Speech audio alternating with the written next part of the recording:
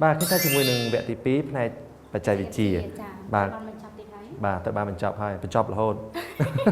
អត់ទេពីមួយវគ្គទៅវគ្គយើងបានផ្លាស់ប្ដូរនៅបច្ចេកវិទ្យាថ្មីៗទៅយើងត្រូវតែបញ្ចប់វាមែនទេចាពីព្រោះថាយើងត្រូវយកប្រធានបទថ្មីយកមកដាក់ទៀតចាហើយនៅក្នុងវគ្គនេះគឺយើងគឺសូមនាំអារម្មណ៍ប្រិយមិត្តទស្សនិកជនទៅរីករាយទស្សនាជាមួយនឹងជីវប្រវត្តិនៃភាគបញ្ចប់របស់បងស្រីស៊ុនស្រីពេជ្រជាបន្ត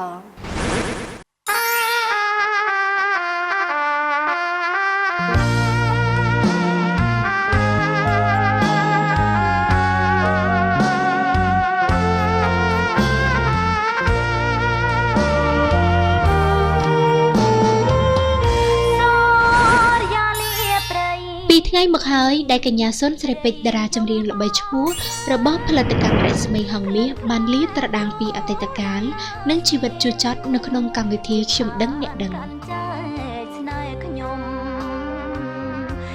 ក្នុងនាមជាអ្នកដើរបេះត្រកួននិងម៉ៅបន្លែ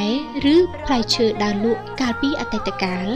កញ្ញាមិនដែលហូបឆ្អែតគេងស្រួលនិងមានសម្លៀកបំពាក់សមរម្យនោះទេក្នុងនោះជីវិតជាអ្នកដើរជីកទំពាំងលើភ្នំដើម្បីបំពេញក្រពះនិងដូរអង្ករច្រកឆ្នាំងក៏ភាពជូរចត់មួយដែលនាងមិនធ្លាប់ភ្លេចនោះដែរគឺនាងខ្ញុំ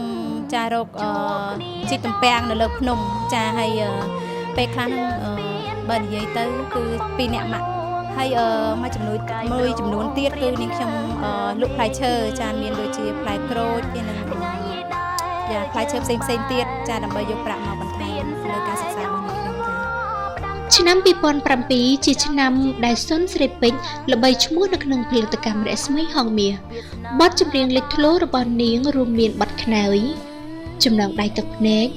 និងប្រភេទបទចំនួនដើមភាគច្រើនចលករនេះហើយដែលជួយឲ្យនាងមានមុខតំណាងឲ្យកម្ពុជាចេញទៅច្រៀងនៅក្រៅប្រទេសតាមរយៈក្រសួងទេសចរនិងបានចេញទៅសម្ដែងនៅសហរដ្ឋអាមេរិកនាពេលមុនចាការងារក្រៅប្រទេសគឺនាងខ្ញុំបានទៅតាមរយៈក្រសួងទេសចរគឺខាងប្រទេសប្រ៊ុយណេចាប្រទេសវៀតណាមហើយមានប្រទេសឡាវចាហើយនឹងការងារសិល្បៈគឺខាងនៅសហរដ្ឋអាមេរិកតែម្ដងទើបតែត្រឡប់មកប្រហែលជាមួយឆ្នាំដែរចាក្នុងឱកាសក្រោយចូលឆ្នាំខ្មែរទើបនឹងបញ្ចប់នេះកញ្ញានឹងមានគម្រោងចេញទៅសម្ដែងនៅក្រៅប្រទេសជាថ្មីម្ដងទៀតបើទោះជាទីផ្សារក្នុងស្រុកនៅតែមិនទាន់ច្បាស់ឲ្យនាងអាចទទួលការងារនោះបានពិតប្រាកដនៅពេលណា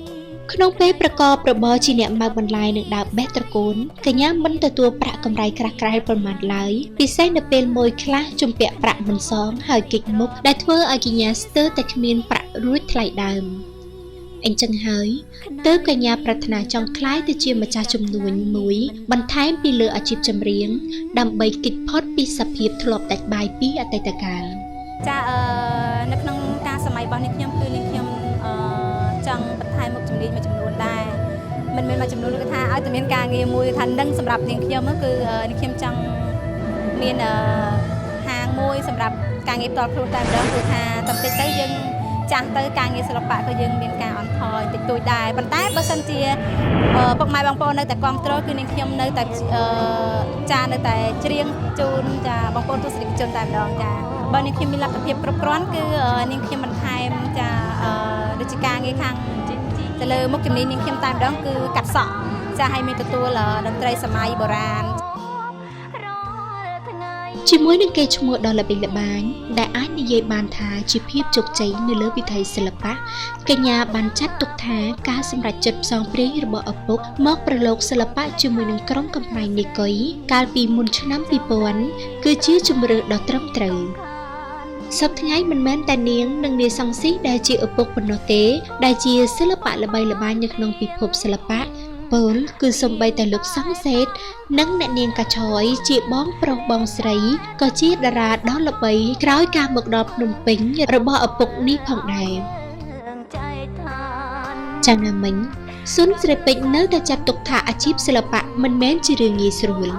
សម្រាប់នាងខ្ញុំគឺសិល្បៈមិនមែនងាយស្រួលទេហើយបងប្អូនខ្លះក៏គិតថាសិល្បៈវាងាយស្រួលមែនតើតែសម្រាប់នាងខ្ញុំគឺអត់ងាយស្រួលទេព្រោះថាជាពិសេសគឺខ្លាយទៅលើផ្នែកខាងចម្រៀងតែម្ដងព្រោះថាយើងថតតម្រាំតែបានមួយបទគឺមិនងាយទេបើសិនជាបទពីដើម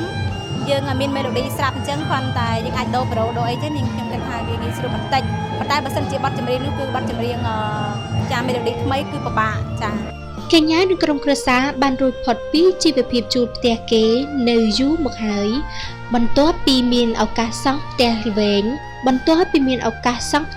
ពីជុំនៅម្ដុំភ្នំពេញថ្មីជាកម្មសិទ្ធិនេះគឺជាភាពជោគជ័យរបស់តារាស្រីកំសត់ម្នាក់ដែលមានទីកំណើតសន្ធិដ្ឋនៅភូមិស្វាយប៉ៅឃុំតាក្រៀម